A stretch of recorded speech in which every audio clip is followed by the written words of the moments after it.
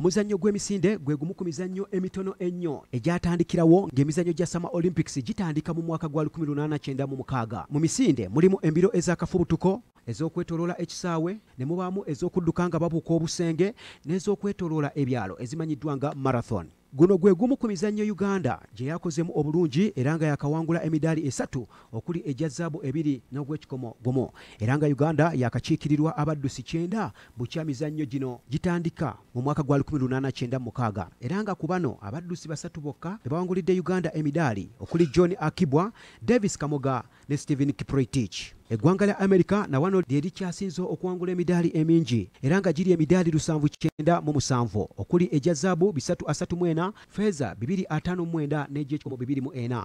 Soviet Union ekwata ekifo kya 2 n'emiddaali 193 okuli egya zzaabu 64, egya feza 55 n'egy'ekikomo 74.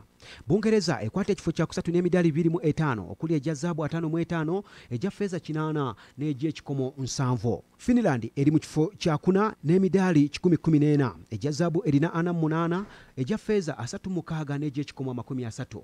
East Germany ya 5 n'emiddaali 19, egya zzaabu 38, egya feza 36 n'egy'ekikomo 35. Balirwana ab'e Kenya ly'eggwanga lya Afrika erikyasinze okuwangula emiddaali emingi, lyakawangula emiddaali 96 okuli egya zzaabu 30, egya feza 37 n'egy'ekikomo 29 era nga litudde mu kifo kya 6 mu nsi yonna.